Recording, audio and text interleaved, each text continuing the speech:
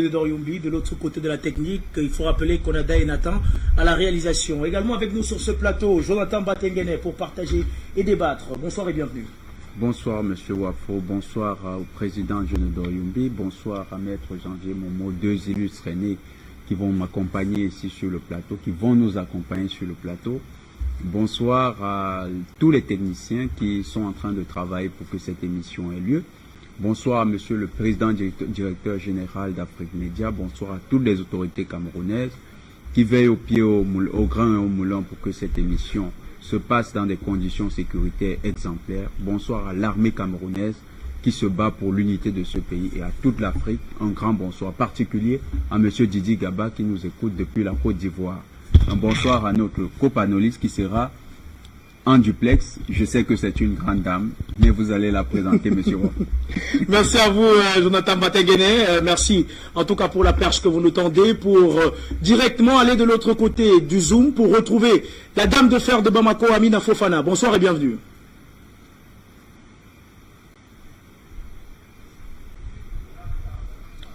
Est-ce que Amina Fofana nous reçoit à 5 sur 5?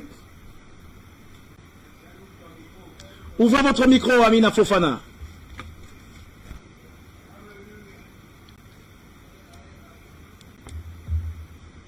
Je salue la régie et je salue tous les gens, tous les panafricains qui sont en commentaire. Afrique Média, le monde, c'est nous. Merci à vous, Amina Fofana. Une autre grande dame nous accompagnera tout au long de cette soirée. C'est Linda Larbaoui. Bonsoir et bienvenue également. Bonsoir, bonsoir à tous ceux qui travaillent dur pour que nos voix arrivent au monde entier, pour que l'Afrique se libère. Et merci au président du Cameroun. Merci à vous également, Linda Larbaoui. Eh bien, on va rentrer de plein pied dans cette émission en faisant un tour du côté de la réalisation pour prendre cet élément, une mise au point en tout cas de l'armée malienne qui revient sur les présumés massacres du côté de Moura. On prend l'élément, on revient par la suite pour en parler avec nos invités. Communiqué numéro 027 de l'état-major général des armées. L'EMGA constate que suite à son communiqué numéro 26 du 1er avril 2022 relatif à l'opération menée dans le secteur de Moura, les femmes font l'objet d'allégations infondées d'exactions sur les populations civiles. Les porteurs de ces informations infondées n'ont d'autre objectif que de ternir l'image des femmes résolument engagées dans la lutte pour la liberté, la sécurité et la protection des populations. L'EMGA rassure que les femmes restent des forces professionnelles et l'ont une fois de plus démontré pendant cette opération, à l'instar de celle de la libération des 3 otages chinois en novembre 2021 et bien d'autres. L'EMGA magnifie le professionnalisme des femmes dans le processus de conduite de cette opération à Moura, notamment dans la phase de collecte de renseignements, l'action majeure aéroportée et aéroterrestre, la gestion des imprévus et l'exfiltration des forces. La précision des renseignements collectés par des moyens techniques et électroniques à Moura a été le fondement de la réussite de l'opération. L'action aéroportée et aéroterrestre ayant mobilisé des drones de surveillance, 5 hélicoptères dont 3 de transport MI-171 et 2 de combat MI-35, 4 groupes d'action de forces spéciales a été initialement permis de cerner la zone de regroupement des terroristes. Ainsi, ces derniers ont opposé une farouche résistance à l'approche. À l'issue de violents combats qui ont permis de contrôler le secteur sud de la localité suite à une désorganisation des terroristes qui étaient en débandade, pris en étau, les terroristes tentant de fuir la localité sur les plaines ont été interceptés et neutralisés par le MI-35 en couverture.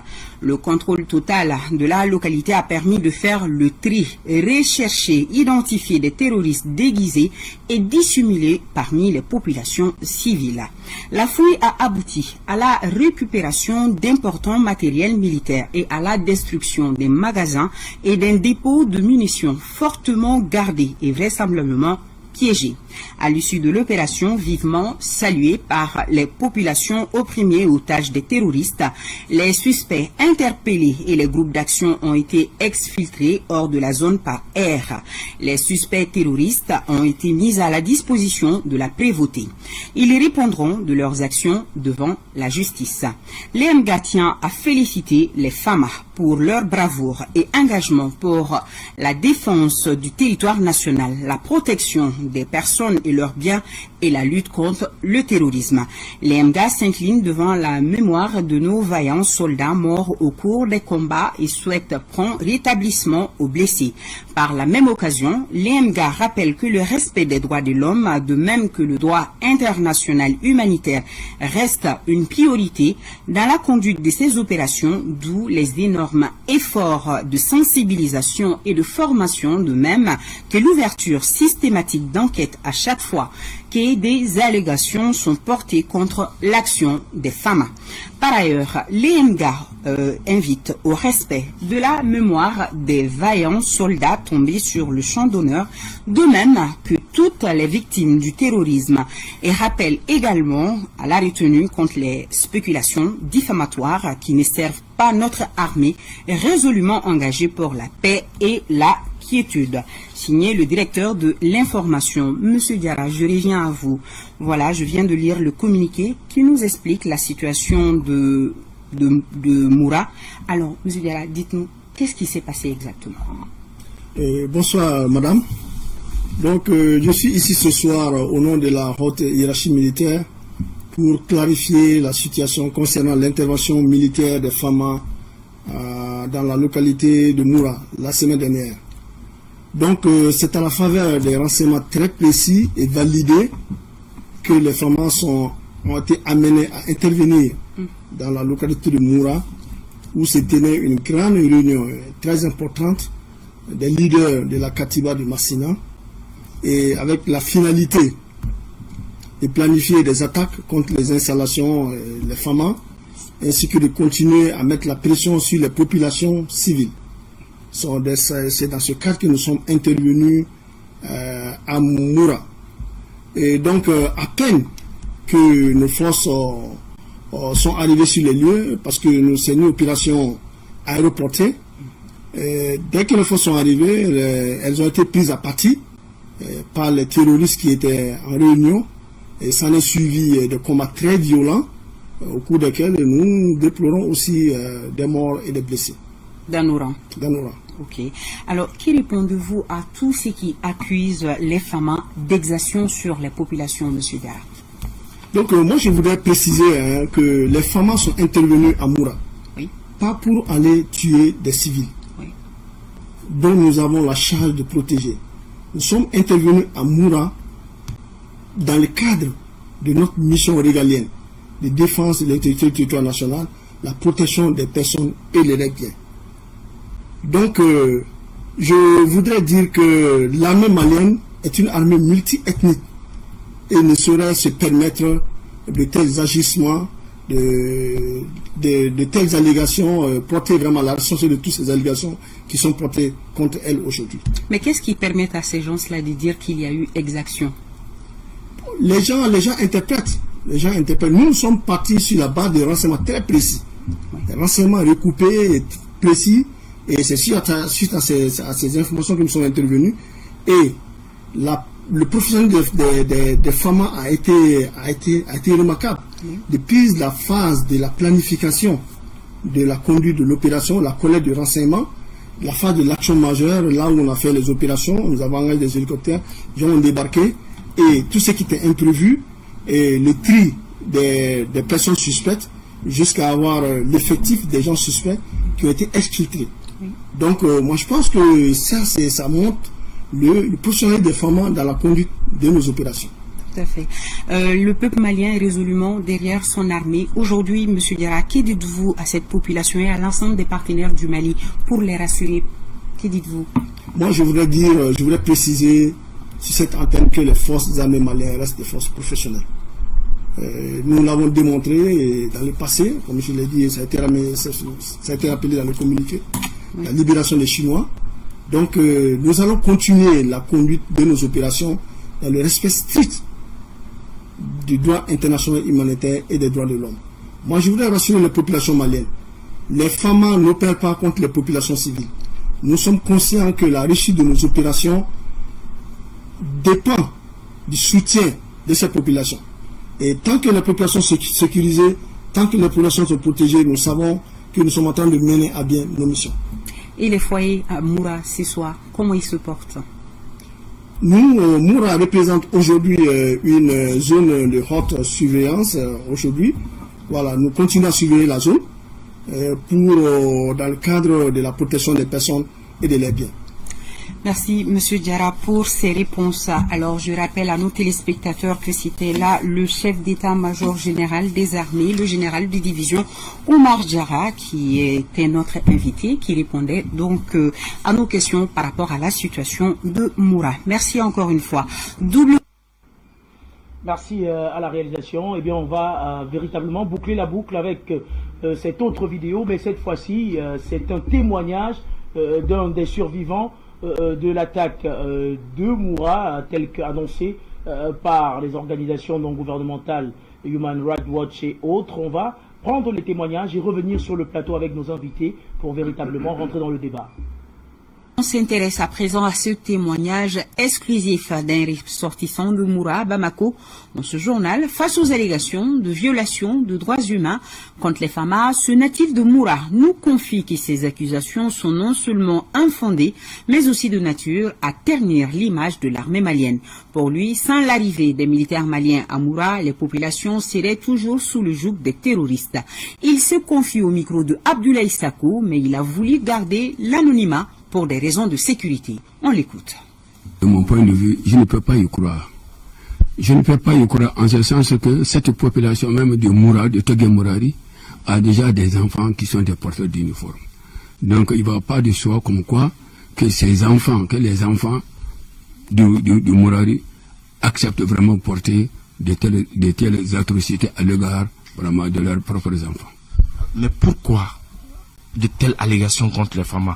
Quel est l'objectif? Qu'est-ce que ces personnes-là recherchent en faisant de telles allégations?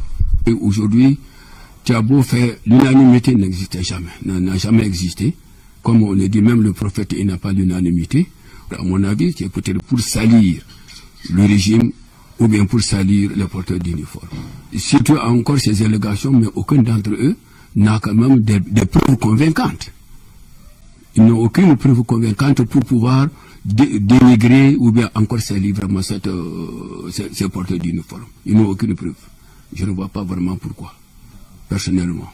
Quand vous voyez la situation dans laquelle cette population vivait en amont, aujourd'hui, quand ils voient vraiment aujourd'hui une intervention militaire, ils sont contents parce qu'aujourd'hui, ils se trouvent, comme si je le disais, ils se trouvent libérés.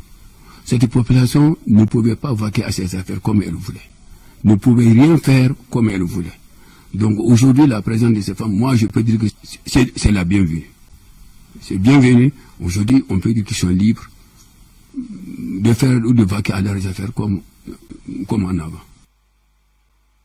Merci Nathan du côté de la réalisation pour ce témoignage exclusif d'un habitant de Moura, ville dans laquelle il y aurait eu des massacres entre guillemets perpétrés par l'armée malienne. Eh bien, Amina Fofana, on vous retrouve donc en direct de Bamako avec une question qui a deux volets, je peux le dire comme ça. Tout d'abord, comment est le moral de l'armée malienne et comment est le moral également du peuple malien au lendemain de ces allégations? Merci beaucoup, Junior. Mais le peuple malien est très très satisfait de la montée en puissance des FAMA qui est parvenue grâce à la coopération, la collaboration avec la Russie et à la collaboration avec l'Algérie, avec les partenaires sérieux, fiables et engagés vraiment pour l'éradication du terrorisme au Mali. Donc le peuple malien soutient vigoureusement avec la dernière énergie les FAMA qui ont mené sur le terrain un travail exceptionnel, un travail excellent. Parce que Moura, c'est en fait une zone qui est au centre, une zone tampon. Vous savez, le centre, c'est pour faire en sorte que l'accord d'Alger de la France et partenaires occidentaux, comme ils savent que diviser les pays, ils savent que comme ils l'ont fait au Soudan, ils l'ont fait dans pas mal de pays. Depuis la conférence de Berlin, depuis la nuit des temps, ils divisent nos pays. Donc, le centre, c'est dommage même qu'on parle du Mali du Sud, Mali le Sud, le centre, le Nord. Avant l'arrivée de la France, il n'y avait pas ça avec ces terroristes après la Libye. Donc, ça se trouve au centre, précisément pour l'accord, pour permettre l'application de l'accord d'Alger. Or, les assises, les conclusions des assises nationales ont recommandé et imposé, entériné et par le CNT. D'ailleurs, je salue le digne président patriote du CNT, et le président Malik Diaw, qui a fait à l'ouverture de notre session le lundi 4 avril un discours magnifique. Donc, pendant les assises nationales, je salue aussi tous les membres du CNT, bien évidemment tous mes collègues. Donc, pendant les assises nationales, il a été dit que le dialogue, l'accord d'Alger n'est plus. Donc, ce qu'il y aura, c'est l'accord intermalien. C'est-à-dire que les Maliens vont s'asseoir et discuter entre eux, élaborer un nouvel accord. Il n'est plus question d'un quelconque accord. Or, les Français et le reste des Français qui sont là, Barkhane, Takuba, la MINUSMA, tout ça là, parce que c'est pas parce qu'ils ont la peau noire que les gens de la MINUSMA, les pays islamiques sont des Africains. Non. Donc, les Français qui sont là sont dans cette dynamique et aussi d'empêcher la grande bataille finale de Kidal. Parce que je vais vous informer, profiter de votre antenne pour vous informer qu'on est le 6 avril aujourd'hui et que ça fait depuis 2012 que Kidal, chaque 6 avril, appuyé par la France, par la MINUSMA, fait la fête de son indépendance en se moquant totalement de l'armée malienne, et qu'aujourd'hui, la base militaire de la France ne se trouvant plus à Kidal et que l'armée malienne, les FAMA, ont récupéré les clés de la base militaire. Donc c'est le drapeau de l'armée malienne qui flotte aujourd'hui à Kidal et ça n'a pas été vilipendé par qui que ce soit. Cela doit vous montrer à quel point l'armée, le Mali est en train de retrouver sa souveraineté territoriale et militaire. Donc à Moura c'est au centre, c'est-à-dire c'est la zone là où le terrorisme français s'est déplacé du nord au centre, c'est-à-dire dans les zones comme Bandiagara, Djéné, d'ailleurs Moura c'est à Djéné, Ségou, San, dans toute cette zone-là, ils ont installé et intensifié le terrorisme pour couper le sud du nord et continuer à effectuer leurs crimes contre l'humanité, leurs exactions. Donc, c'est-à-dire que depuis le 20, ces gens-là avaient fait une première, les terroristes, de toute façon, les terroristes qui étaient à Moura, il y a 203 terroristes qui ont été tués, notamment un terroriste d'ailleurs par définition, c'est un civil armé, c'est un bandit, voilà, c'est un bandit armé. Donc un terroriste, c'est pas un militaire. Parce que quand la France tue les civils, comme a dit la France prétend avoir tué des terroristes, parce que en vérité, le peuple africain, la France s'en fiche complètement. Donc quand la France nous tue, elle justifie ces bombardements ignobles, ces crimes ignobles par un crime, c'est-à-dire par comme quoi elle a bombardé les terroristes. Or, c'est même l'ONU qui parle aujourd'hui, c'est l'ONU même qui a fait le rapport comme quoi que la France criminelle a bombardé. On a rencontré l'imam de Bounti et le marié, ils sont venus ici ce jour-là. Donc la France a bombardé des civils et il n'y a pas eu de sanctions contre la France. Il n'y a rien eu contre la France et l'affaire est restée comme ça. Pourquoi? Parce qu'on est dans leur ordre mondial de l'Occident criminel, dans lequel ce sont les victimes qui sont jugées et les coupables sont les maîtres. Donc ça, c'est un peu entre parenthèses. Après, je reviendrai sur ça. Donc le 20 mars, ils se sont réunis. Donc l'armée a eu l'information. Ils sont venus de tous les pays voisins, là où la France a installé ses terroristes. Cette fois-ci, c'était les chefs terroristes parce que ils ont eu un problème d'argent. Donc ils étaient en manque d'argent, ils étaient en manque de carburant. Ils étaient allés là-bas aussi pour planifier des attentats contre les civils davantage et contre la position des armées maliennes, notamment des camps militaires un peu partout. Et ce ne sont pas n'importe quels terroristes. Ce sont des chefs terroristes d'un peu partout qui se sont regroupés à Moura pour planifier. D'abord, ils ont demandé la zakat, c'est-à-dire que d'habitude, ils rentrent là-bas et ils demandent à la population de payer des taxes, des impôts. Donc, le prélèvement, cette fois-ci même, de leurs impôts, ils l'ont augmenté.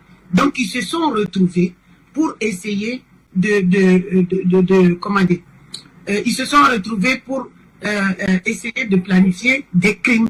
Et comme ils sont des agents de la France et de l'Occident, de toute façon, on a des appareils nouveaux maintenant. On a des avions, on a des drones, on a des radars. Donc, le Mali est suréquipé. D'ailleurs, la France n'a pas de drone. La France emprunte, entre parenthèses, le drone des USA. Donc, la France n'est pas encore arrivée au niveau où le Mali est en train d'aller avec la Russie, avec l'accompagnement, la coopération, le partenariat gagnant-gagnant de la Russie. La France n'est pas encore arrivée là-bas. Donc, avec le service de renseignement malien appuyé par la Russie, l'armée les a surpris, c'est-à-dire que l'armée était déjà au courant. Le 25, l'armée était déjà positionnée au-dessus d'eux. Donc, il y a eu un raid aérien et il y a eu des attaques au sol. Donc, ce qui s'est passé, c'est que le 27, ce sont eux qui ont tiré sur les militaires. Et les militaires les ont aussi...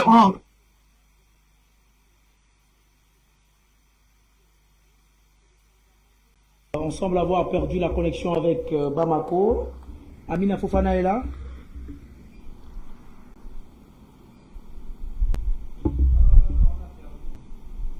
Est-ce qu'on a au moins Linda Larbaoui? Eh bien, je suis là. Eh bien, Linda Larbaoui, étant donné qu'on a perdu Amina Fofana, qui revenait sans doute, qui est revenu sur les exactions, on va les dire comme ça, cette fois-ci, les exactions vérifiées, elles ont d'ailleurs été qualifiées de telles par l'Organisation des Nations Unies, du côté de Bounti, il y a quelques mois, au Mali, où l'armée française avait bombardé des civils qui étaient dans un mariage. Linda Larbaoui, à quand donc une enquête sur les crimes de l'armée française au Mali? C'est la question centrale qui nous intéresse. Demain la veille, je vous rassure. Vous savez, nous sommes en guerre. C'est une guerre hybride, c'est une guerre, comment on peut appeler, économique, mais c'est une guerre quand même. Pour le moment, il y a encore ces puissances coloniales. Quand je dis ces puissances coloniales, parce que encore une fois, il y a des intérêts européens avec la France, elle n'est pas toute seule, mais il y a les intérêts aussi américains. Bon, avec les Américains, ils sont en train de se détacher, mais toujours est-il que si le clan de l'Est ou le clan du Sud, les pays du Sud ne gagnent pas, jamais justice ne se fera. Mais je pense qu'on va bien gagner cette guerre-là, parce que cette fois-ci, nous sommes décidés à ne pas nous laisser faire. Quand je dis nous, je parle de tous les pays qui ont été colonisés, notamment la Chine, ou les pays asiatiques aussi, parce que les pays du Moyen-Orient. Mais il y a aussi avec nous, dans notre clan, il y a la Russie qui n'a pas été colonisée, mais à chaque fois on a essayé de déstabiliser. Donc, pour qu'il y ait justice, c'est toujours... Qui écrit l'histoire? C'est celui qui a gagné la guerre. Qui se fait justice pour lui-même? C'est celui qui a gagné la guerre. Donc nous n'avons pas intérêt à la perdre. Et je pense que nous allons la gagner parce qu'il y a une certaine solidarité, mais il y a aussi les informations qui arrivent. Et celui qui détient l'information détient aussi... il détient la victoire, sûrement. Aujourd'hui, les Maliens, ils arrivent à se faire entendre, mais ils arrivent aussi à écouter. Ils arrivent à savoir ce qui se passe. Mais ça ne veut pas dire que demain, s'ils gagnent leur guerre, pas leur bataille, que la France leur rendra justice ou les Nations Unies. Parce que si on commence à accuser la France, Et si nous avons des éléments contre la France est impliquée partout avec les États-Unis. L'Irak, il y a Lafarge, il faut pas oublier le scandale de Lafarge. En Libye, il y a l'affaire Sirli. Et tout ça, les Américains sont aussi dedans. Donc, comment ça peut se passer dans le futur? Peut-être que ça sera des éléments, des jokers pour le Mali, pour dire voilà ce que vous avez fait et voilà ce que nous demandons. Ça jouera en leur faveur certainement, mais pour que l'Occident se juge lui-même, c'est pas possible. Nous voyons qui. On a accusé Saddam Hussein, jamais justice n'a été faite. On a accusé Bachar el-Assad, on accuse la Syrie, on a accusé l'armée algérienne exactement. J'en ai parlé longuement la dernière fois parce que le Mali est en train de tomber dans la même chose que les Français ont fait chez nous. Ils ont appelé ça l'opération qui tue qui. Le verbe tuer, voilà. Et ils ont voulu déstabiliser le peuple et ils ont voulu faire haïr le peuple, son armée. Donc ça, il faut pas que les Maliens tombent dedans.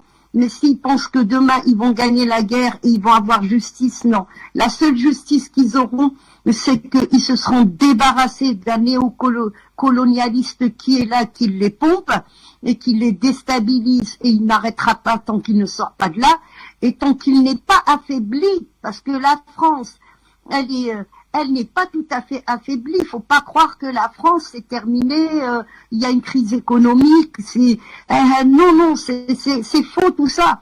La France est encore solide, et la France aujourd'hui, avec la guerre en Ukraine, et l'Europe qui est vraiment mais dans la panade totale, l'Europe, hein. Donc, qu'est-ce qui se passe? Ils vont se rallier à la France. Le Drian l'a bien dit. Et puis, qu'est-ce qui se passe en Ukraine? Ça joue en sa faveur, à lui. Et puis, la faveur de la France. Donc, il faut pas croire qu'il y aura justice. La justice, on l'a fait nous-mêmes. C'est à nous de nous faire justice. Exactement comme le peuple algérien est sorti 30 ans après tous les massacres et la guerre civile qui a éclaté chez nous. Eh ben, on est sorti pour nous débarrasser de tous ceux qui ont trempé avec la France et ceux qui sont pas morts, morts naturels. Hein. Eh ben, parce que par vieillesse, ceux qui sont pas morts, donc, ils sont tous en prison. C'est comme ça qu'on s'est fait justice. Mais attendre que l'ONU nous fasse justice, mais jamais de la vie. Encore une fois, tout ce qui a été fait pour l'Occident n'est pas là pour nous servir. C'est une règle en géopolitique. L'ONU n'a pas été fait pour nous.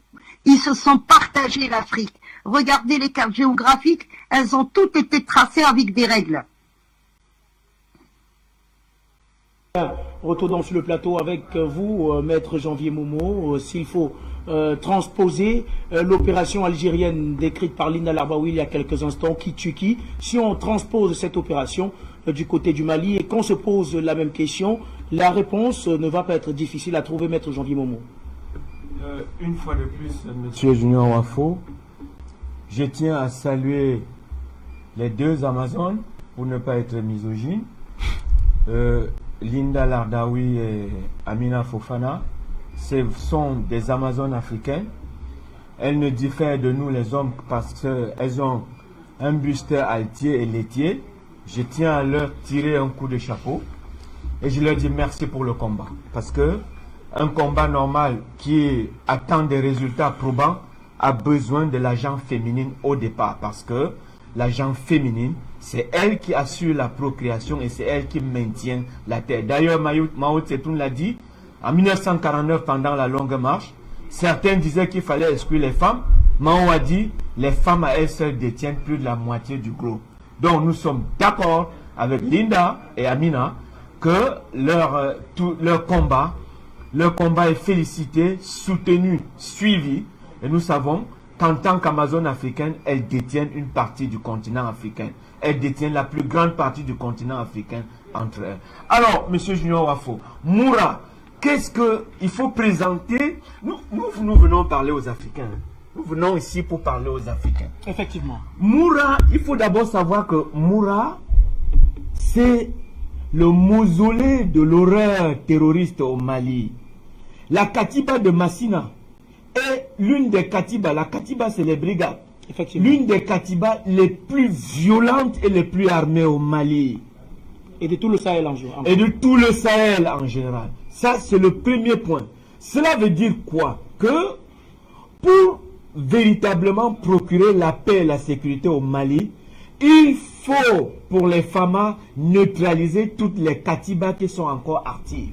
Parce que celle de Mortar Bel Mortar, nous continuons, nous allons dire merci au général Bikimo au Tchad et à Déby, Mohamed Déby, parce que c'est eux qui ont tué la Katiba de Mortar El Mortar, qui était très très active dans les Ifogas. Donc, à l'heure actuelle, la Katiba de Massina, c'est-à-dire la brigade terroriste de Massina, est la plus violente et la plus criminelle qui existe. Donc, les FAMA ont puisé des informations importantes. Avec, vous savez, Moura n'est pas loin de Mopti, ils sont proches de la zone des 3 frontières. Effectivement. Qu'est-ce que cela veut dire? Lorsque Barkhane et tous les Français, les barbouzes français, quittent le Mali, ils se replient aux alentours de Moura, c'est-à-dire au Niger et au Burkina Faso. C'est la raison pour laquelle nous, les panafricains, nous avons un œil grandement ouvert sur ce qui se passe au niveau du Burkina Faso. C'est très important. Quant au Niger, le Niger est classé comme étant un partenaire privilégié de la criminalité djihadiste au niveau du Sahel. Donc, les FAMA ont puisé des informations importantes. L'information importante, c'est quoi, Monsieur Junior Wafo? C'est que une réunion de concertation était prévue à Moura entre plusieurs autres Katibas, les Katibas anciennes et celles nouvellement formées, pour constituer un bloc fort et aller contre attaquer les forces de défense maliennes qui veulent instaurer la paix au niveau du Mali. Mal leur en a pris. Pourquoi? Parce que il y a de cela un mois, le Mali venait de recevoir du partenaire stratégique en matière de défense qu'est la Fédération de Russie, du matériel militaire de pointe dont les MiG-25. Alors, les MiG-35. Alors, il était question, premièrement, d'avoir les informations sur cette réunion de synthèse qui devait non seulement fusionner les Katibas entre elles, mais aussi et surtout programmer des attaques. Et nous savons qui les finance, parce qu'il y a un dépôt de munitions. Dans le dépôt de munitions, on a découvert les armes qui sont de fabrication française, qui ont été livrées. Je ne sais pas pourquoi vous ne voulez pas dire la vérité aux Africains. Nous, on parle aux Africains. Alors, qu'est-ce que cela veut dire? Cela veut dire que c'est une réunion qui était suivie par les forces de Barkhane, les forces étrangères de Barkhane, qui étaient financées et armées par les forces financières de Barkhane. Amina vous a dit tantôt que les Katibas n'avaient plus d'argent. Mais vous comprenez que c'était une réunion qui, pour leur fournir tant la logistique financière et la logistique militaire, pour mettre à mal les FAMA et toutes les populations maliennes. Donc, l'information ayant été analysée par les FAMA, alors une mission spéciale a été programmée sur Moura. Et c'est eux qui sont les premiers à ouvrir le feu. Lorsqu'ils se rendent compte à un moment donné que l'information, le secret de leur réunion a été divulgué et que les FAMA ont été au courant. Alors, qu'est-ce qui se passe, Monsieur Junior Wafo?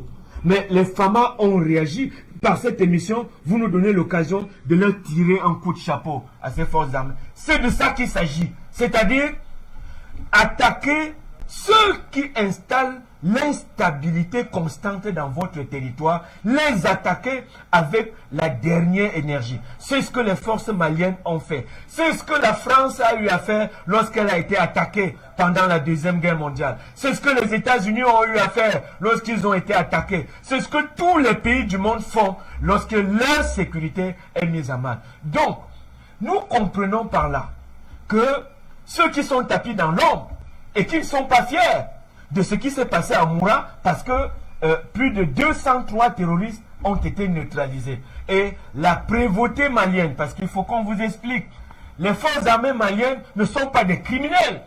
ils sont toujours, ces forces, elles sont toujours accompagnées des spécialistes de la prévôté. Qu'est-ce que la prévôté? Ce sont des éléments de la gendarmerie nationale qui sont en quelque sorte les enquêteurs de l'armée. C'est-à-dire, lorsque l'armée crée ou commet des exactions, Si jamais il y a des exactions, c'est eux qui font des enquêtes et au terme des enquêtes mettent en exergue les responsables sur le plan juridique, je suis dans mon domaine, de ceux qui auraient commis des actes ou des forfaits qui ne sont pas du tout appréciables ou sont contre les droits de l'homme.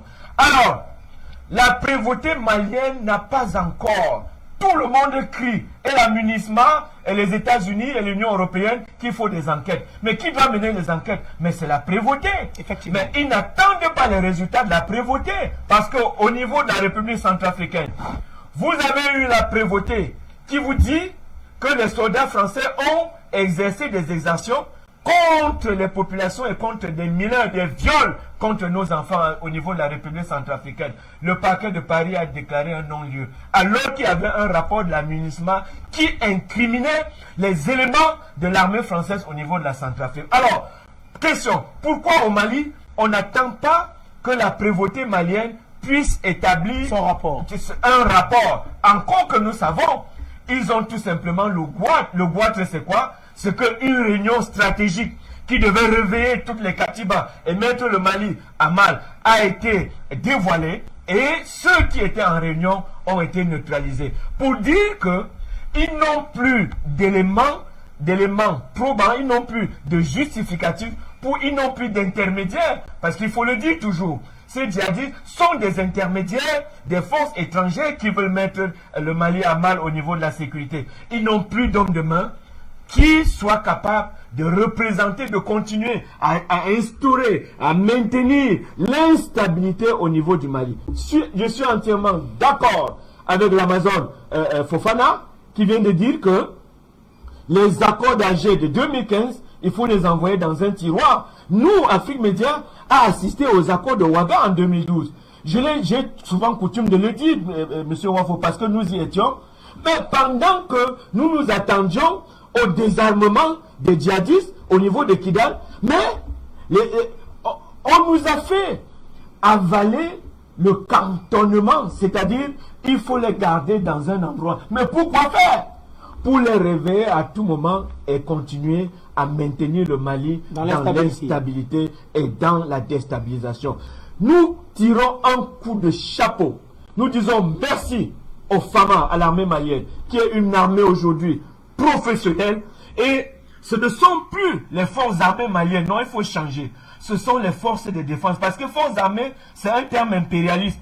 Quand vous allez comprendre qu'à un moment donné, en Afrique, le terme de forces armées est en train de faire place aux forces de défense.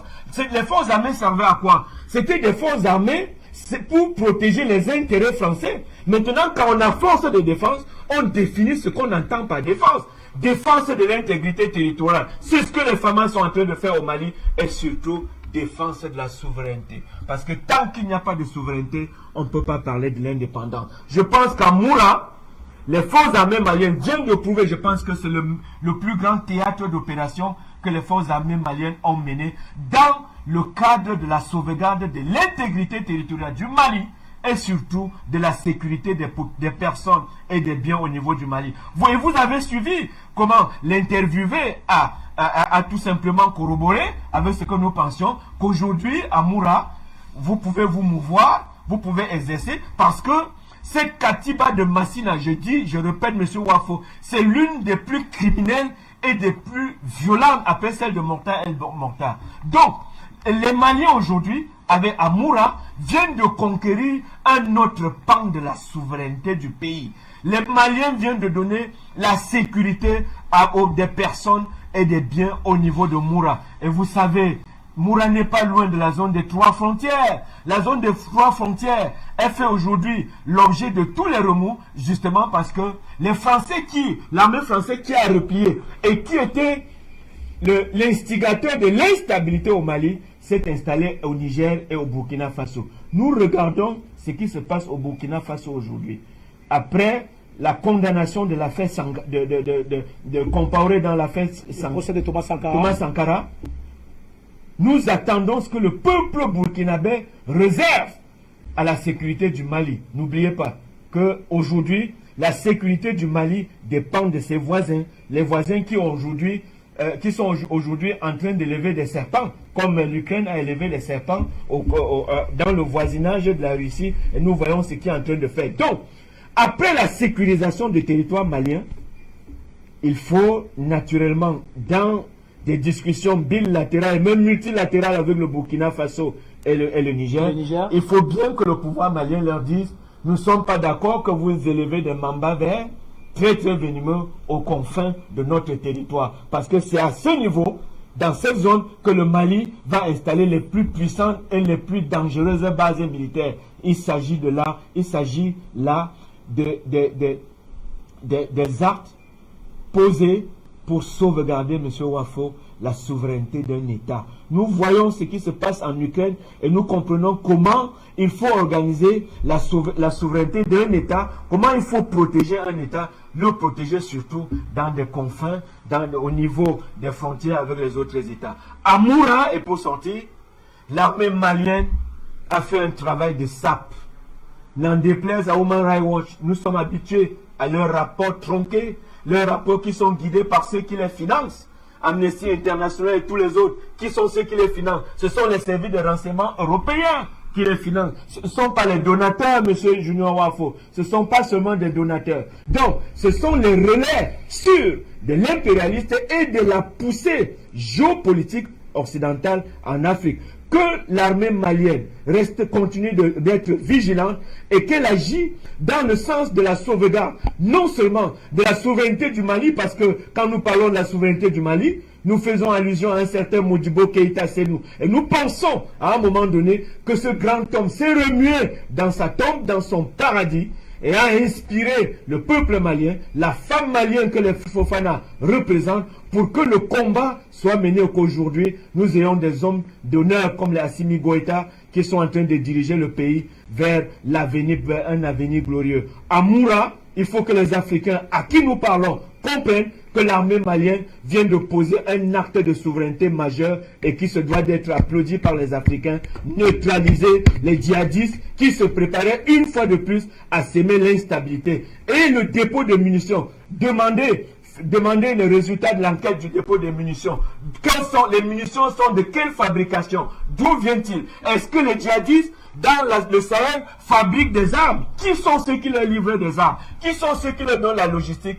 Allez donc comprendre jusqu'à quel niveau le coût est monté pour maintenir le Mali dans le giron de la déstabilisation. C'est de ça qu'il s'agit effectivement, Maître Janvier Momo. Merci pour cette intervention. Eh bien, je vais me tourner à présent vers vous, Samuel Djenedor Youmbi. On se rappelle qu'il y a quelques semaines, l'armée malienne avait lancé cette grande opération qu'elle avait qualifiée de montée en puissance de cette armée-là, ce qui a permis à cette armée d'engranger un certain nombre de victoires. Cette montée en puissance semble être remise en cause par l'Occident, on va dire par la France et ses alliés. Est-ce que la France a le droit de dénier à l'armée malienne de défendre l'intégrité territoriale? Merci Monsieur Junior Wafo. Nous sommes face à une réalité cuisante que la France se retrouve affligée, elle a tout perdu, elle est déboussolée, elle ne sait plus sur quel pied danser, tout simplement parce que elle se rend compte enfin que de l'apport consécutif, de l'apport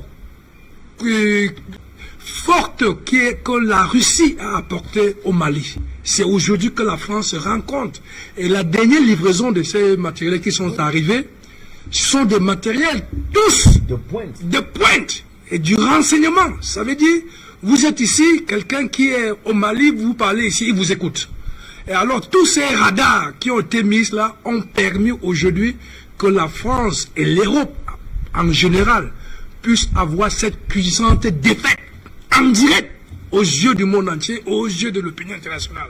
C'est normal qu'aujourd'hui on retrouve que même les Nations Unies s'impliquent aujourd'hui pour pouvoir, par leurs serviteurs qui sont toujours sur le terrain, Human Rights Watch, Amnesty International, les droits de l'homme, qui sont qui ne sont pas sur place, mais qui ont des antennes sur place, qui sont toujours ces mêmes forces militaires pour pouvoir diligenter qu'il faut une enquête. Ça, c'est du bluff. Aujourd'hui, nous avons la chance qu'au Mali, ce Mali qui réincarne toute cette force intellectuelle, toutes ces forces d'inspiration, tout ce courage africain est en train de faire que la preuve sur les résultats escomptés sur le terrain, donc ce qui démontre aujourd'hui, aux yeux du monde entier, que le Mali est en train de se défendre, elle est en train de se débarrasser des terroristes. Donc tout ce que vous faites, s'il faut demander des enquêtes aujourd'hui, pourquoi pas avoir demandé des enquêtes dans le passé sur les morts qui ont été assassinés par l'armée Balkan sur le terrain?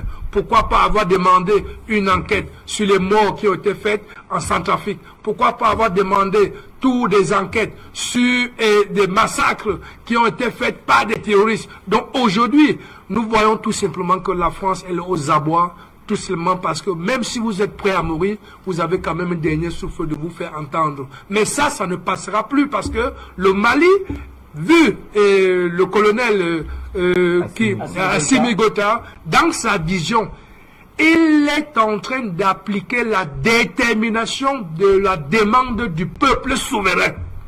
Donc le peuple souverain, vous, chef d'État, vous avez le droit d'appliquer ce que le peuple vous demande et vous avez le rôle tout simplement de cadrer tout ce que vous faites sur le terrain dans le respect des lois et des lois internationales.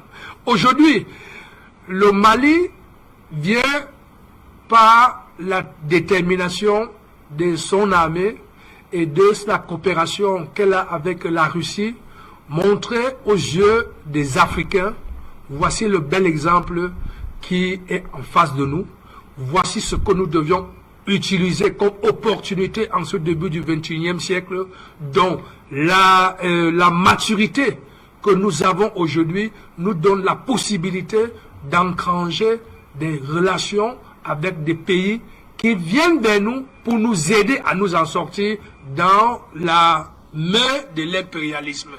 Car l'impérialisme qui est resté entre l'Afrique et son précaré, ces 14 pays du précaré, qu'est-ce qu'ils ont fait? Ils ont plutôt anéanti,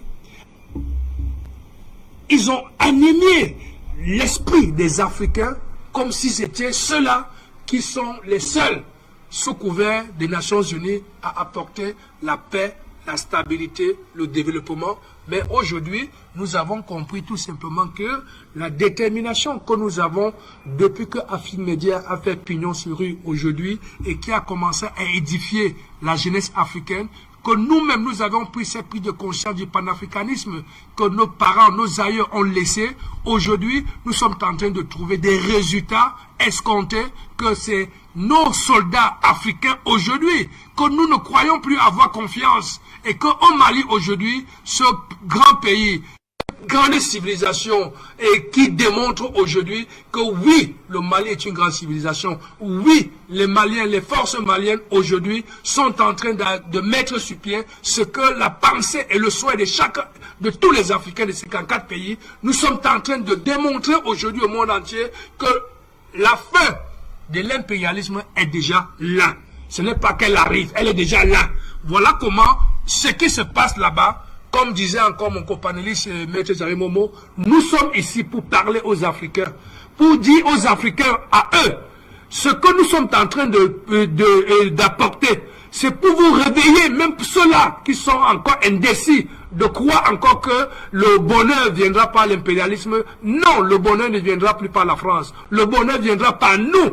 Et nous sommes les seuls qui devions nous défendre. Ce n'est pas la Russie qui vient nous défendre. La Russie pourra que nous apporter dans son intégrité, que nous voyons que la Russie est un pays ami. Elle pourra que nous apporter que ce matériel moderne qui nous manque aujourd'hui pour que nous puissions nous défendre et donner la stabilité et la paix à tous les pays africains pour qu'enfin nous soyons souverains et dignes et fiers de pouvoir bénéficier de nos ressources naturelles pour développer et ramener tous les enfants qui prennent la route des bateaux, qui prennent la route des mers tout le temps, pour qu'enfin aujourd'hui la France, si elle veut revenir en Afrique, qu'elle viendra tout simplement dans une relation dans le respect de la souveraineté totale. Parce qu'aujourd'hui, la France se retrouve que même avec les États-Unis, où elle pensait que ce sont son allié principal, les États-Unis sont en train de comprendre que non, la maturité de ces pays africains,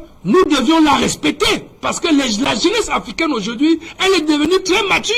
Elle comprend les enjeux géostratégiques, les enjeux politiques. Alors, qu'est-ce qu'il faut faire? Si on peut se débarrasser même de cette France, alors nous pourrions encore peut-être négocier. Négocier avec qui? Quand sur le terrain, nous avons la Russie qui est déjà là. Et la Russie, elle arrive parce que c'est la maturité de ces jeunesses-là qui est en train de soutenir la Russie, parce que la Russie est venue démontrer qu'en ce 21e siècle, je n'ai jamais colonisé un pays africain, mais je suis avec vous depuis que je suis entré en Afrique.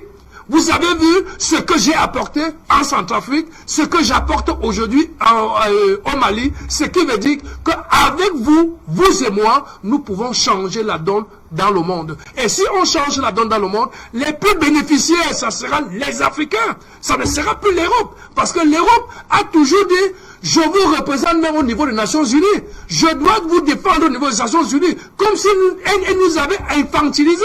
Mais aujourd'hui, les résultats démontrent que nous pouvons avoir notre siège permanent au niveau des Nations Unies pour dire à la France, garde ton siège, si vous ne méritez pas, nous avons les capacités. Et les capacités que nous avons aujourd'hui, c'est d'abord la sécurité que nous devions d'abord la mettre. Parce que mettre la sécurité, c'est de faire sortir l'insécurité. Et l'insécurité, c'est la France. La France, lorsqu'elle partira, comme elle est en train de partir, comme j'ai été très fier, je dis en passant pour dire un grand bonsoir à ces deux grandes dames, Lina Ladawi et Madame Amina Fofana, qui nous dit qu'aujourd'hui, Kidal est dans la main de Fama. Alors, ce qui veut dire que ce qui s'est passé à Mora, c'était une réunion stratégique, et nous sommes fiers que ces réunions stratégiques, sur des renseignements stratégiques, l'armée malienne a éradiqué tous ces gros terroristes qui étaient là. C'est une victoire. Nous ne pouvons pas aujourd'hui nous remettre en cause pour pouvoir nous dire qu'il y a une enquête que l'ONU est en train de demander. Cette enquête, on verra ça plus tard. Parce que quand nous sommes en guerre pour la stabilité, pour le bien-être des concitoyens et leurs intérêts, pour la protection et la sûreté de l'État, nous, tous ceux qui ont une arme dans la main sont des ennemis. Donc si l'armée malienne peut encore continuer dans cette mouvance, nous savons tout simplement que la zone des 3 frontières dont les forces balkanes se sont retirées, c'était un repli. Et rappelez-vous, M. Junior Wafo, que la France avait si bien dit, c'était M. Le Drian qui le disait, lorsque les forces balkanes sortiront du Mali, le Mali tournera au vinaigre. Et aujourd'hui, voilà ce qui s'est en train de préparer. Ouais. C'est ce qu'ils avaient déjà mis en préparatif, sachant que si tous ces groupes, ces forces terroristes, ces Katiba se mettaient ensemble, imaginez quelle détermination ils devaient rentrer sur toutes les régions du Mali pour faire des explosions et démontrer aux yeux de l'opinion européenne que vous aviez vu qu'on nous a fait partir, regardez dans le résultat, et maintenant ça devait être quoi? C'est l'ONU qui devait rentrer maintenant à l'intérieur sur la pression de l'opinion internationale pour dire non, il faut quand même que la force, que l'ONU se renforce et qu'il faut une force européenne pour renforcer la stabilité du peuple malien qui est voué par la junte, comme ils ont là de le dire, mais aujourd'hui, c'est la République du Mali et le président en exercice qui est là, M. Assimi Gota, et son gouvernement, et l'armée républicaine malienne qui ont fait stop un grand barrage, ce qui montre maintenant un château de cartes qui s'écroule tout droit, et nous ne pouvons qu'aujourd'hui dire un grand bravo à cette jeunesse qui a compris la quintessence du soutien et du mérite à apporter à leurs forces armées et nationale, et surtout à leur président qui ne cesse de le répéter. Je suis content que le peuple malien a compris le devoir qu'il y a à faire pour nous donner la possibilité d'investir dans le matériel militaire qui est la sécurité d'abord, le développement viendra après. Donc ça veut dire c'est une maturité que les populations maliennes ont compris la géostratégique. Et ces géostratégiques, le résultat est en train d'être devant nous, qui nous démontre aujourd'hui que c'est ce que nous tous, Africains, que vous soyez de la Côte d'Ivoire, que vous soyez du Niger, que vous soyez du Burkina Faso, que vous soyez du Tchad, que vous soyez du Cameroun, que vous soyez de tous les 54 pays d'Afrique, nous devions savoir une seule chose. Nous avons un seul combat aujourd'hui, c'est de booster tous les bases militaires européennes, françaises, dehors, qu'elles soient américaines et qu'elles soient françaises en particulier, dehors, car l'insécurité, ce sont ces bases militaires. Et ces bases militaires, dès qu'elles vont partir, nous aurons la possibilité maintenant de nous asseoir, discuter maintenant, ramener la stabilité pour pouvoir, avant de chuter, vous dire, les accords d'Alger, rappelez-vous de l'accord de Ouaga et de l'accord de Marcoussis. Ce sont ces accords qui ont entraîné le bombardement de M. Laurent Gbagbo. Parce que ces accords qui sont toujours signés à l'extérieur ne sont pas pour nos intérêts, sont toujours pour ceux qui vous attirent dans le panier. Venez signer. Vous croyez que quand vous signez 80 pages, vous allez lire les 80 pages, vous ne pouvez pas éplucher les 80 pages. Vous avez peut-être 1, 2, 3 pages, et on vous ouvre la 80e page, on vous dit signez par ici, et vous signez, et demain quand vous voulez parler, on vous dit la page 42, vous n'avez pas lu, lisez ici. Et c'est ça que M. Gbagbo avait dit. Même si j'ai signé pour rentrer défendre l'intérêt ici en Côte d'Ivoire. Donc aujourd'hui, l'armée malienne qui est en train de dire dans son dialogue national que l'accord d'Alger est ni vu ni connu, on ne s'intéresse plus à ça. C'est après la sécurité, après avoir mis la sécurité au Mali, on pourra maintenant s'asseoir sur la table avec ceux-là que j'ai dit souvent qu'il y a des djihadistes panafricains parce que beaucoup sont rentrés dans cette histoire, ils ne savaient pas pourquoi ils rentraient, parce qu'ils étaient manipulés, mais beaucoup veulent rentrer, vivre avec les familles. Donc c'est après la sécurité que tous on va se mettre ensemble pour dire nous avions une seule nation qui est le Mali. Et le Mali appartient à tous les Maliens. On veut déjà nous diviser. Pour sortir rapidement. Oui, pour sortir rapidement, on veut déjà nous diviser. Et dans l'inter-armée, comme quoi la force de l'oppresseur, c'est de savoir vous diviser même dans vos maisons. Et si on réussit à diviser une armée, ça veut dire l'armée n'existe plus.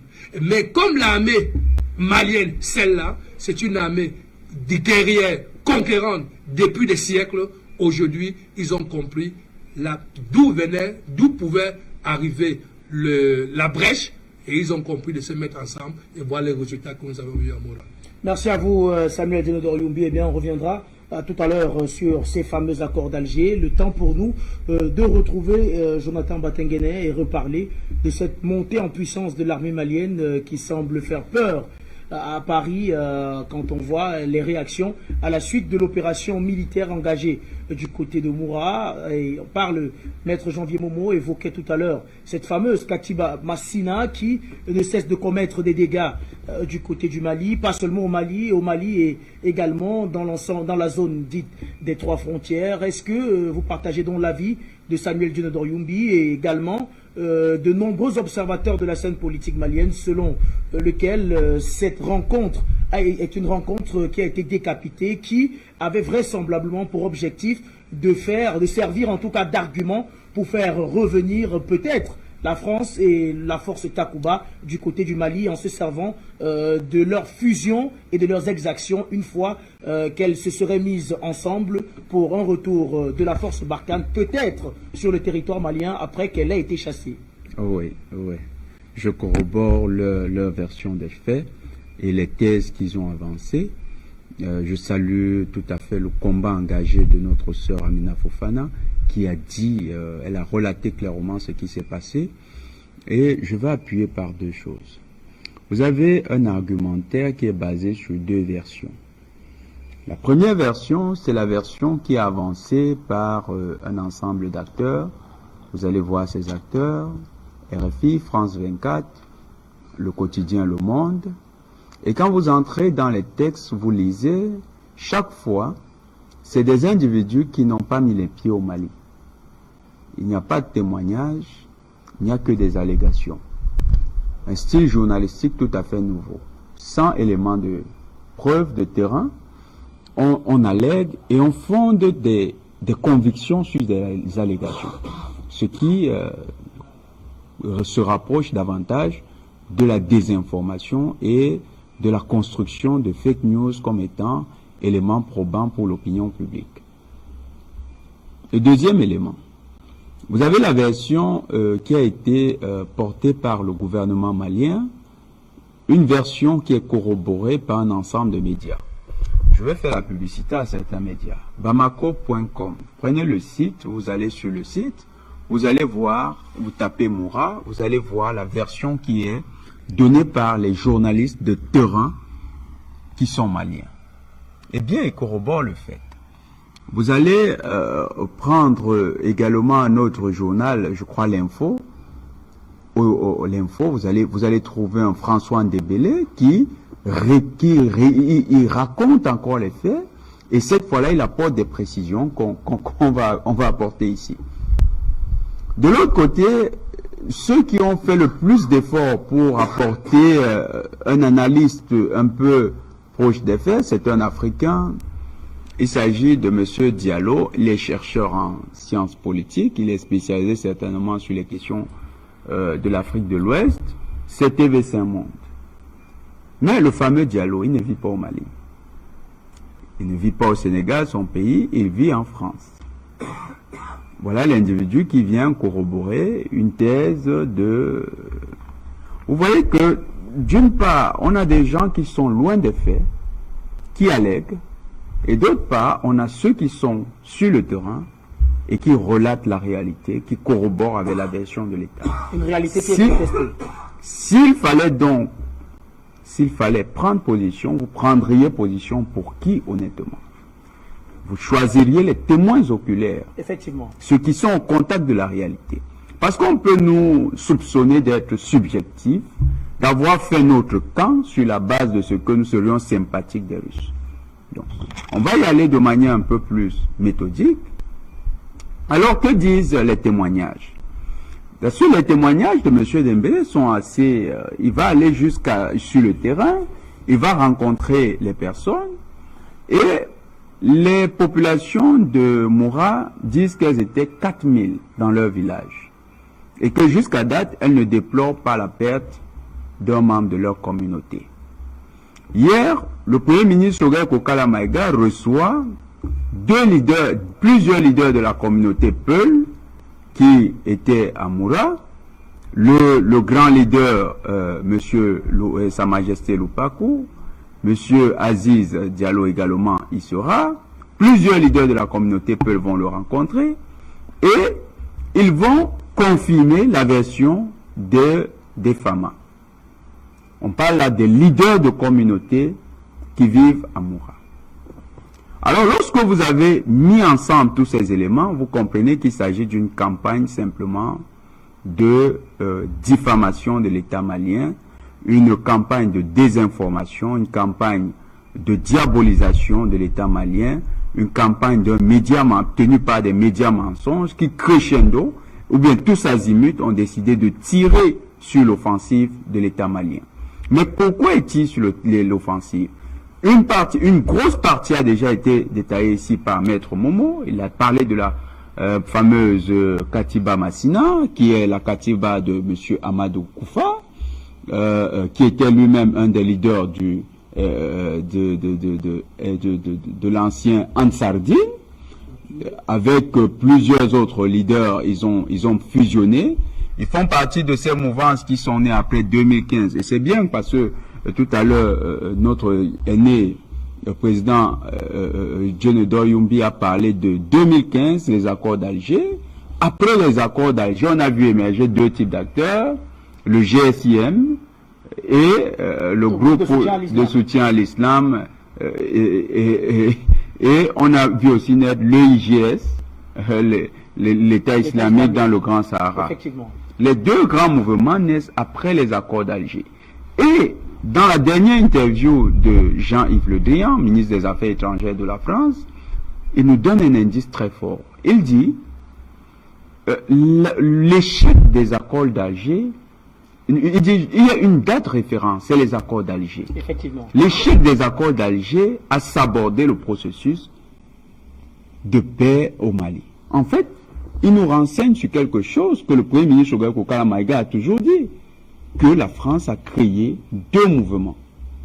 Après 2015, vous verrez, en 2016 naît le GSIM, en 2017 va naître l'EGS.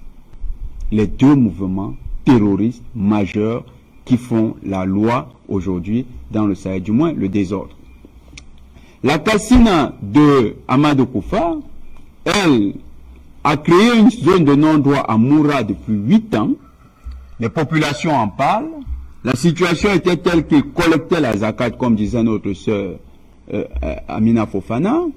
Et ce soir-là, il fallait partager également la zakat, ce qui avait été collecté.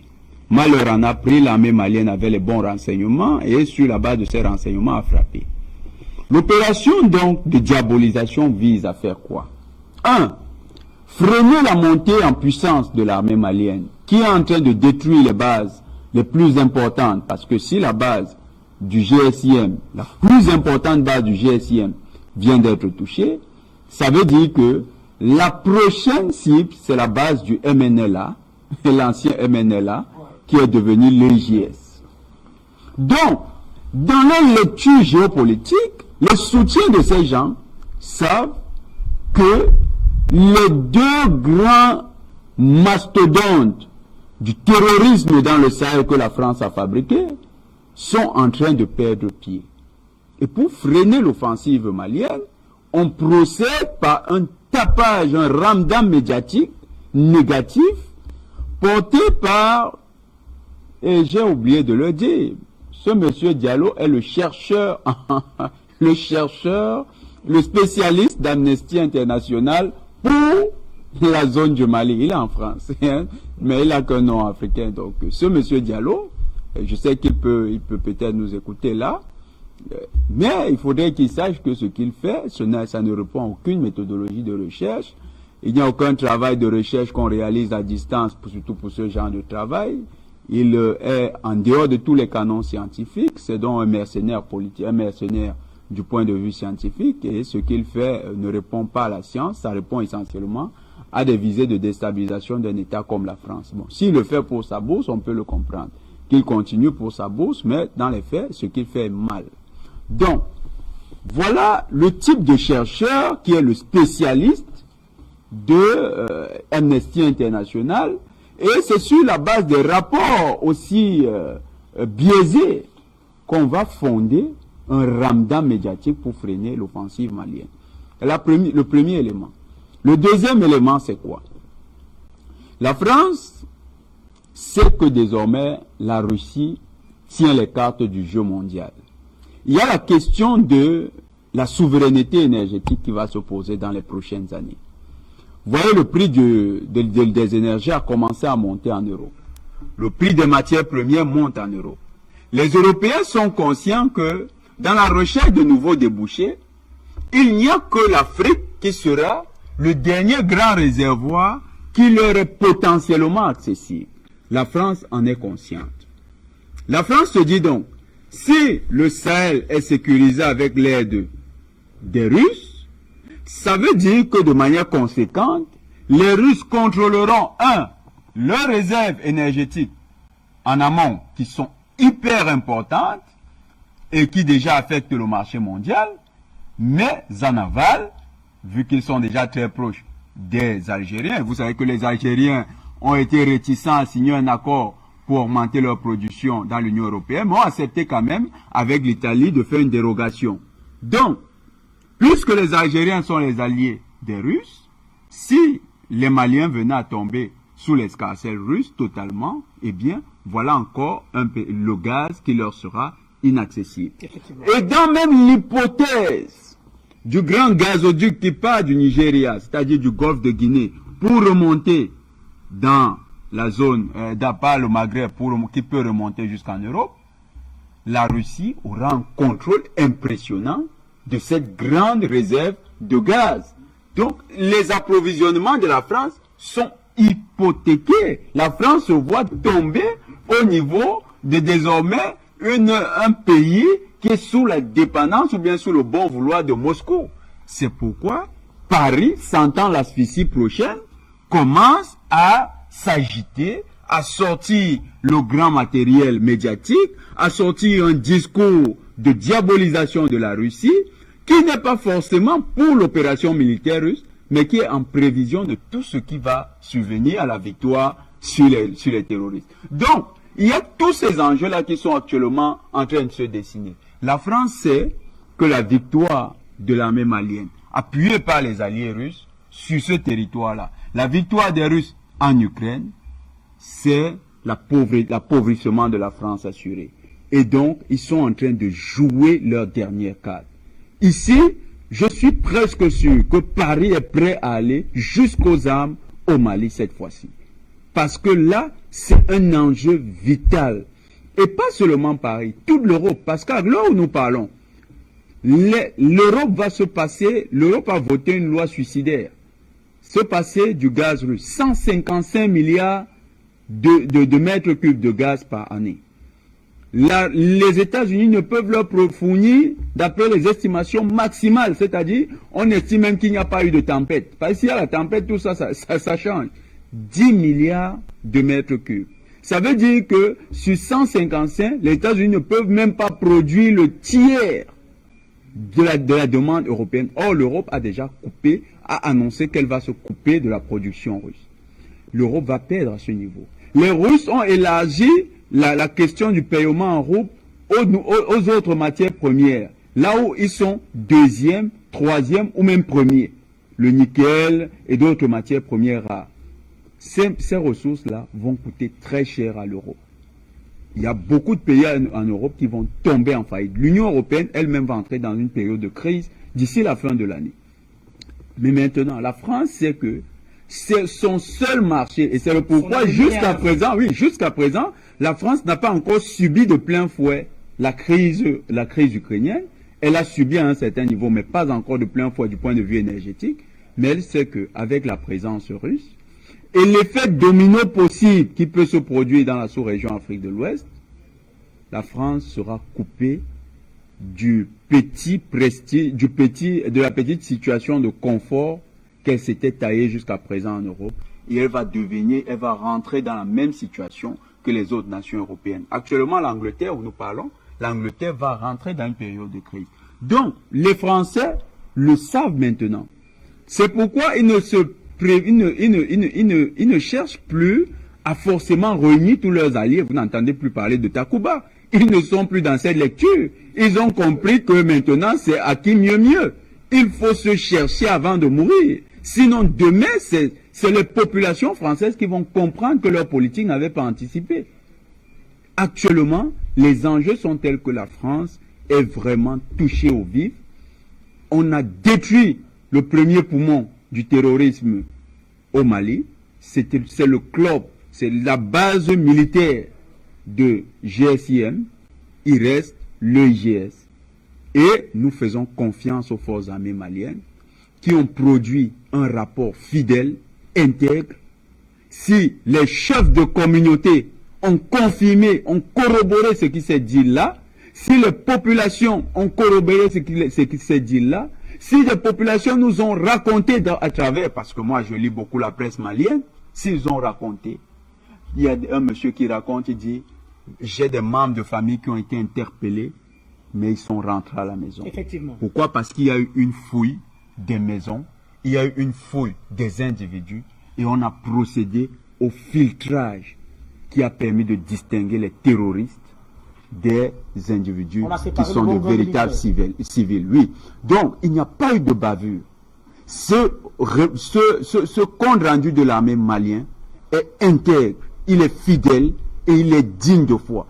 Tous les Africains qui nous écoutent ce soir doivent en faire le seul élément crédible sur l'opération Amoura. Toute autre chose, la France agite parce que la base du GSIM de Amadou Koufa a été détruite. C'était l'une des bases qu'ils avaient créées de terrorisme dont parle souvent le Premier ministre Choguel Kokala Maïga. Il reste la deuxième base, elle est à Kidal, c'est la base de l'ancien MNLA, la base de l'actuel EIGS, l'État islamique dans le Grand Sahara. C'est une organisation affiliée à Al-Qaïda, c'est une organisation terroriste, c'est une organisation criminelle qui n'a pas le droit d'exister sur le territoire du Mali et partout en Afrique.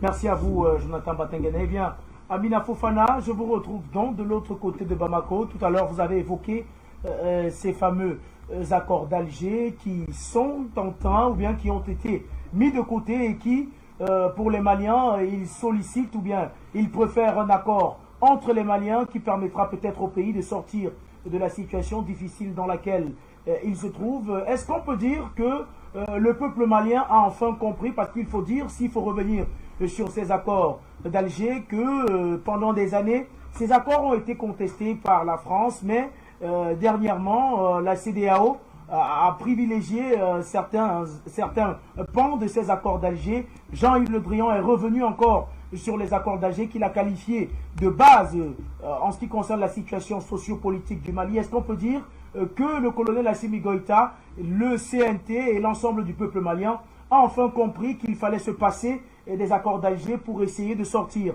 de la situation difficile dans laquelle le Mali se trouve? J'entends pas très bien parce qu'on dirait que tu es loin du micro, quoi.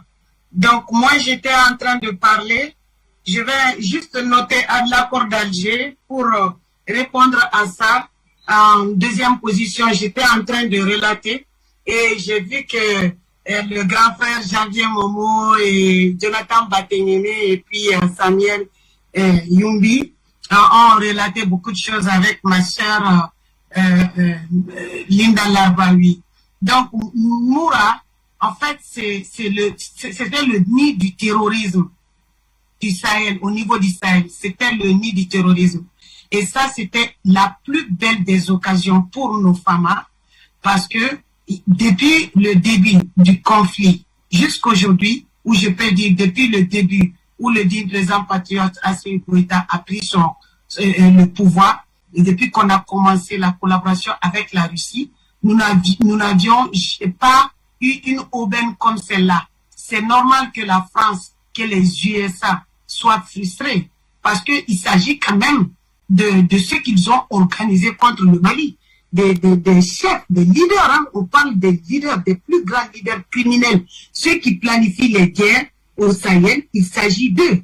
Et aucun d'eux ne s'en est tiré. Donc il y a eu 203 morts et il y en a qui ont jeté les armes pour se rendre. Et ceux-là qui ont, les terroristes bien sûr, de la France et de l'Occident, ceux-là qui ont jeté les armes pour se rendre ont été faits prisonniers. Et ceux qui font des balivernes, à savoir certains politiciens maliens et certains apatrides maliens, ne sont pas nombreux, on sait tous qu'ils sont affiliés à la France. Donc, ce sont des laquais de la France. Donc, tous ceux qui sont en train de parler aujourd'hui, à savoir les médias mensonges, tels que RFI, tels que je ne vais même pas dire leur nom, BFM TV et France 24, tout ça là, ils sont le plus nombreux que ça. Ils sont en train de faire une fixation sur la montée en puissance de notre armée des FAMA, sur la montée en puissance des FAMA en collaboration avec la Russie, parce que ça les renvoie à leur échec direct pendant 9 ans.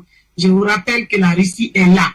Ça fait 4 mois. Et ce que l'armée malienne a réussi à faire, l'armée française n'a jamais réussi à le faire. Et l'armée française n'avait pas l'intention de le faire. D'ailleurs, l'armée française est une armée. La France est un État qui n'a jamais gagné une guerre. Donc après, je reviendrai sur ça. Donc à Moura, en fait, les femmes ont aussi ciblé, avant même de fermer cette parenthèse, et les civils. Il y a eu une fouille. Donc, comme mon frère Jonathan le disait, un filtrage où des civils ont été arrêtés par la gendarmerie. Et puis, parce qu'il faut, comme en Ukraine, Poutine dit dénazifier, donc il faut enlever complètement le terrorisme du territoire malien. Pour cela, il y a eu beaucoup d'enquêtes. Donc, ils ont pris beaucoup de gens. Après, ils ont relâché. En fait, tous les civils sont retournés indemnes chez eux. Et après, ils veulent instrumentaliser, comme ils ont armé, ils ont organisé un génocide entre les Peuls et les Dogons. Or, c'est quelque chose qui ne fait pas partie de notre culture. Aujourd'hui, ils sont en train faire de la propagande encore, que les peuples ont été tués, ceci, cela, c'est faux. Les gens qui ont été tués sont des gens qui sont employés par la France et l'Occident contre le Mali. Ce ne sont pas des civils, ce sont des terroristes. Un civil armé, un bandit armé, ce sont des terroristes. Et les terroristes, on les élimine quand ça tire sur l'armée. Sinon, on a plus de 300. Pendant cette opération, il y a plus de 300 terroristes qui sont vivants, qui ont été arrêtés. Donc, les impérialistes sont obligés de procéder comme ça parce que derrière toute cette propagande, ils ont d'autres idées. D'autres idées, c'est la CPI et autres là. Peut-être en conclusion, je viendrai là-dessus pour donner ma vision et puis mes recommandations. Et à ce propos, dans mes recommandations qui vont arriver, les Maliens vont organiser une grande sortie, notamment le CDM, le Comité pour la défense des militaires, pour demander à ce que le Mali se retire et retire que l'aménagement dégage du Mali. Donc, on va en parler les jours à venir. Donc, le départ de l'aménagement est souhaité depuis longtemps par le peuple malien. Et cette fois-ci, le mandat de l'aménagement, comme d'habitude, comme c'est chaque année, donc ça prend fin chaque mois de juin. Donc, la France, voyant bien qu'elle étant en train de déménager au Niger, et en négociation aussi avec Damiba de l'autre côté, craint, puisque quand elle dit que je ne peux pas partir comme ça, il faut que je protège l'aménagement. Est-ce que son rôle, c'est de protéger l'aménagement? Est-ce que le rôle de l'aménagement, c'est pas de combattre les terroristes et de protéger les populations civiles? Cela n'a pas été fait. Qu'est-ce que ces bandits de l'Occident n'ont pas fait dans le monde? C'est-à-dire que le nouvel ordre mondial doit changer. Et cela passera par une troisième guerre mondiale de manière inévitable. Il faut terrasser définitivement l'Occident pour enlever toutes ces institutions criminelles qui les accompagnent, telles que la CPI, telles que l'ONU, telles que l'OMS, telles que... Voilà, sans quoi il n'y aura pas de justice. Sinon, la justice, la Russie est en train de se la rendre. La justice, la Corée du Nord se l'est rendue. La justice, Bachar el-Assad est en train de se la rendre. La justice, le Mali est en train de se la rendre avec la coopération la coopération avec le Mali et l'Algérie et d'autres partenaires. Donc, vraiment, il n'y a pas moyen d'en sortir sans une guerre. Parce que c'est à travers la guerre mondiale, les deux guerres mondiales, que, surtout après la Deuxième Guerre mondiale, que les Américains ont imposé leur dollar, se sont imposés au monde. Donc, ils sont au-dessus du jugement. Eux, dans l'humanité, ils sont comme si ce sont eux qui ont créé les autres. Donc, ils ont le droit de crimes sur l'humanité. Donc, ce sont des criminels en bande organisée qui ne peuvent pas être jugés par leur propre institution. Donc, il y a une autre alternative, c'est-à-dire que tout le monde doit démissionner de l'ONU. Tous ceux qui soutiennent la Russie doivent partir de l'ONU. Le Burundi l'a fait le 27 octobre 2017. Pendant ce temps, il y avait l'Afrique du Sud et la Gambie qui voulaient aussi sortir et qui ont désisté à la dernière minute. Donc sortir de l'ONU, ça prend 1 an. Ce n'est pas une fatalité. Il faut sortir de ces institutions. Donc, même s'ils ont leur droit de veto, quand on n'est pas dedans, ça sert à quoi? Donc, il faut reformer un autre monde. Il faut une autre guerre. C'est pas que j'aime les guerres, mais si on ne fait pas ça, ces criminels qui sont là ne s'arrêteront jamais. Ils vont continuer à aller de crime en crime et on va continuer à les affronter. Mais il vaut mieux, et surtout que leurs guerres sont hybrides maintenant, il vaut mieux faire une guerre totale. Il vaut mieux la faire et que l'humanité se libère, se pacifie une bonne fois pour toutes, que l'Occident atteigne son niveau, soit à genoux devant le monde entier pour qu'on puisse avoir la paix. Donc, à Moura, les dépôts de carburant que les militaires de la France ont été, c'est au pluriel, ont été ciblés par nos dignes femmes patriotes et ont été ciblés par des frappes aériennes. Donc, ils n'ont plus de carburant. Leurs dépôts de munitions, comme mon grand frère Janvier Momo était en train de le dire, ont été détruits par nos dignes femmes patriotes. Donc, ils sont vraiment dans le pétrin parce que la France agit à travers certains présidents comme Bazoum, que je cite au passage du Niger. Donc Agim est lui-même est fier de dire qu'il a libéré des chefs terroristes qui ont été quand même tués au Mali et qui ont fait 27 victimes militaires, qui ont fait éruption dans un camp de gendarmerie et contre le Malien, et qu'il assume fièrement. Et lui-même, il a dit qu'il travaille avec les GS de la France. Allez-y voir son interview sur France 24. Donc, quand il sort essayer de se lamenter, de pleurnicher, pour dire comme si on s'acharne sur lui, on s'acharne pas sur lui, il ne mérite pas d'être le président du Niger. Et déloger la France du Niger, ça va être une tâche difficile parce qu'il va falloir que tous les Africains soient solidaires avec le Niger.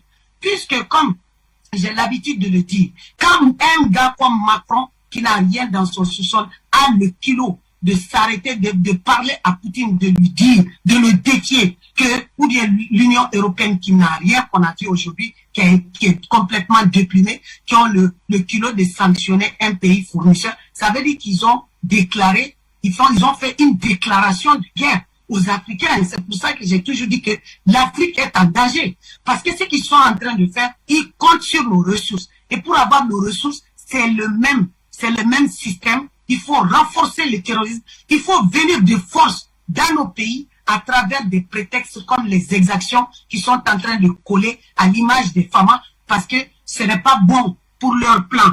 Nous sommes avec une puissance qui est quand même sérieuse en matière de livraison, en matière ça dit qu'une puissance honnête qui nous aide dans cette lutte des terroristes comme des terroristes occidentaux. Donc ça les dérange. Nous sommes en danger parce qu'ils savent très bien qu'ils ne pourront pas amener notre dit président patriote à la CPI. Ça, c'est hors de question. Parce que pour cela, il va falloir qu'il marche sur le corps de tous les Maliens. Donc, on va demander que cette comédie de l'administration des pays dynamicaux qui sont dedans prenne fin. Et c'est pas pour rien que ces vagabonds réunis, on dise qu'ils ont sanctionné la Russie. Pourquoi? Parce que ils veulent maintenant prendre le monopole de leur ONU. C'est pour ça que j'ai dit que tout le monde doit démissionner. L'ONU, c'est pas, leurs instruments, c'est fait contre nous, c'est pas fait pour nous.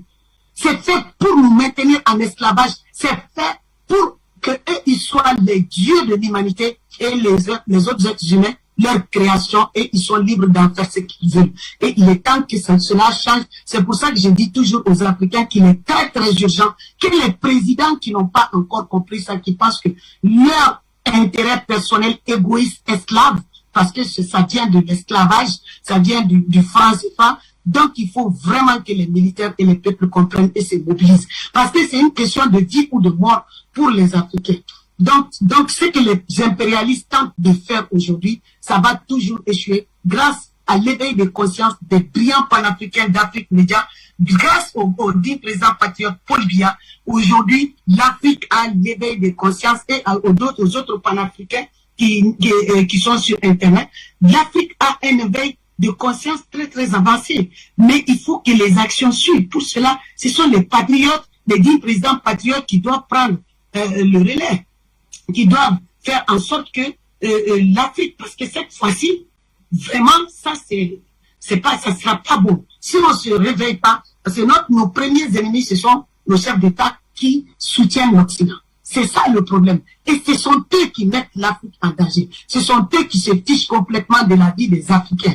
Quand les femmes ont été égorgées, c'est plus de 150 militaires, par la nuque, ils ont été égorgés par les terroristes.